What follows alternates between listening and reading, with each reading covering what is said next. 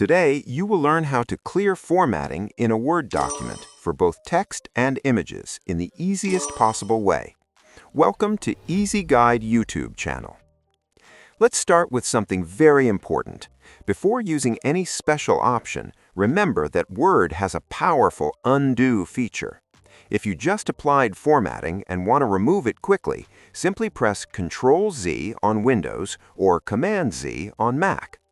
You can also click the Undo button from the top left corner in the Quick Access toolbar.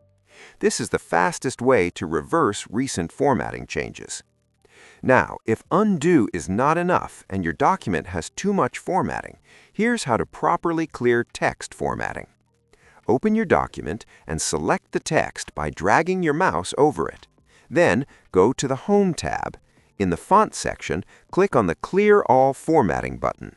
This instantly removes bold, italics, colors, fonts, and styling, and returns the text to the default Word font. There is another way. On the Home tab, open the Styles drop-down and choose Clear Formatting.